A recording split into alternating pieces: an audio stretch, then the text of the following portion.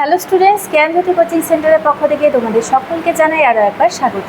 তো আজকে আমি তোমাদের সঙ্গে যে বিষয় নিয়ে আলোচনা করব সেটা হচ্ছে অশোক মিত্র কমিশনের যে বিভিন্ন সুপারিশগুলি রয়েছে সেই সুপারিশ সমূহ নিয়ে আমি কিন্তু তোমাদের সঙ্গে বিস্তারিতভাবে আলোচনা করব। তো আলোচনা শুরু করার আগে তোমাদের একটি গুরুত্বপূর্ণ ইনফরমেশন দিয়ে রাখি। এখানে তোমাদের কি রয়েছে, কোর্স ডিটেলস রয়েছে। তোমরা যারা বাঁকুড়া ইউনিভার্সিটির অধীনস্থ বিভিন্ন কলেজগুলিতে মেজর এডুকেশন নিয়ে পড়াশোনা করছো, তোমাদের জন্য কিন্তু মেজর কোর্স ফি রাখা হয়েছে 1199 টাকা এবং মাইনর কোর্স ফি রাখা হয়েছে 699 টাকা।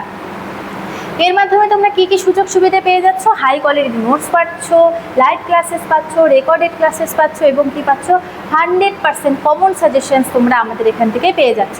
100% কমন সাজেশনস কিন্তু আমাদের এখান থেকে দেওয়া হয়। তো তোমরা যারা ভাবছো আমাদের সঙ্গে এই সেমিস্টারে যুক্ত হবে, দেখো এখানে দুটো নাম্বার দেওয়া রয়েছে। এই দুটি নাম্বারের মধ্যে যে কোনো একটি নাম্বারের সঙ্গে যোগাযোগ করে তোমরা কিন্তু আমাদের সঙ্গে যুক্ত হয়ে যেতে পারো।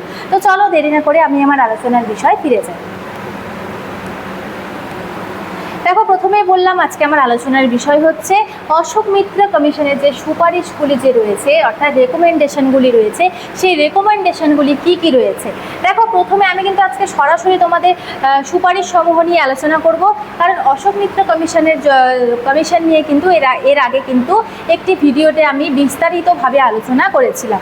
তো দেখো, প্রথমে কি রয়েছে, প্রাথমিক শিক্ষার সর্বোচ্চ গুরুত্ব। অর্থাৎ কি, কমিশন কি করে, প্রাথমিক শিক্ষাকে শিক্ষা ব্যবস্থার ভিত্তি হিসেবে চিহ্নিত করে এবং কি করে সর্বজনীন প্রাথমিক শিক্ষা নিশ্চিত করার ওপর জোর দেয়। তাহলে কি, অশোক মিত্র কমিশন প্রথমে কি সুপারিশ করেছিলেন? যে প্রাথমিক শিক্ষার সর্বোচ্চ গুরুত্ব। কি বলেছেন? যে কমিশন প্রাথমিক শিক্ষাকে শিক্ষা ব্যবস্থার ভিত্তি হিসেবে কিন্তু চিহ্নিত করেছেন। দেখো, ভিত্তি যদি আমাদের মজবুত হয়, ভিত্তি অর্থাৎ শুরু থেকে যদি আমরা ভালো মতো শিক্ষা গ্রহণ করতে পারি, তাহলে কিন্তু পরবর্তীকালে আমাদের কিন্তু শিক্ষা কিন্তু আরও উন্নত হবে, ঠিক আছে, এবং কি সমাজকে বা দেশকে কিন্তু আমরা উন্নত করতে পারবো। এক্ষেত্রে কিন্তু প্রাথমিক শিক্ষার সর্বোচ্চ ক্ষেত্রেই কিন্তু গুরুত্ব দেওয়া হয়েছে অশোক মিত্র কমিশনে। এরপরে কি সুপারিশ রয়েছে? শিক্ষার সমান সুযোগ। কি রয়েছে এখানে? গ্রাম ও শহরের শিক্ষার্থীদের মধ্যে বৈষম্য দূর করে সকলের জন্য সমান শিক্ষার সুযোগ নিশ্চিত করার সুপারিশ করা কিন্তু হয়েছে অশোক মিত্র কমিশনে। তারপরে আরও একটি সুপারিশ রয়েছে, সেটা হচ্ছে কি 3 নম্বরে মাতৃভাষায় শিক্ষাদান দিতে হবে।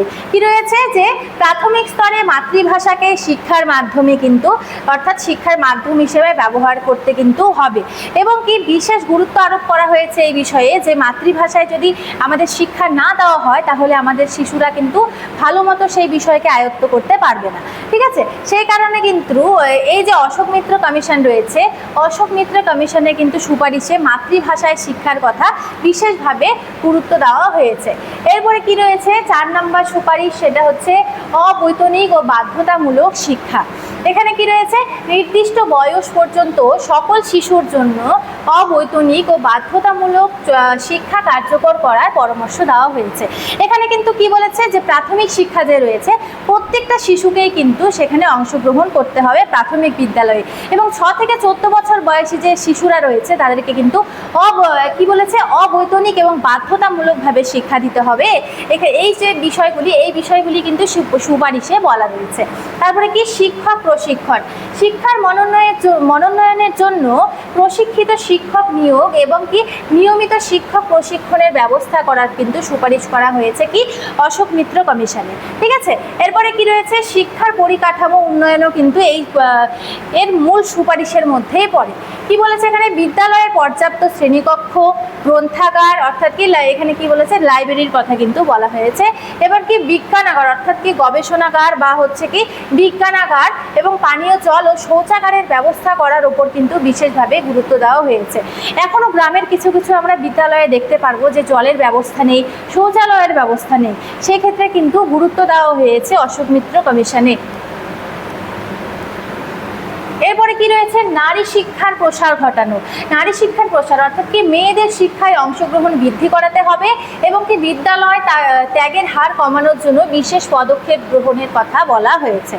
এবং কি দেখো, মেয়েরা যাতে বিদ্যালয় ত্যাগ না করে এই কারণে কিন্তু তাদেরকে কিন্তু বিভিন্ন স্কলারশিপ দেওয়া হয়, ঠিক আছে, এবং কি তাদের কিন্তু বিভিন্ন বিষয়ে কিন্তু অ্যাপ্রিসিয়েট করা হয়।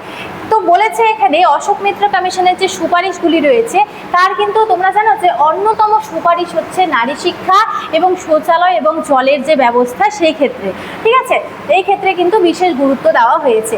তারপর আরও একটি বিষয়ে সুপারিশ করা হয়েছে, সেটা হচ্ছে তপশিলি জাতি ও উপজাতির শিক্ষা।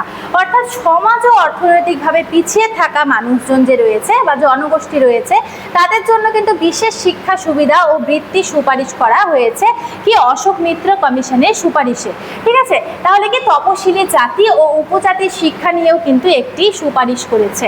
তারপরে কি রয়েছে, বৃত্তিমূলক শিক্ষার সম্প্রসারণ।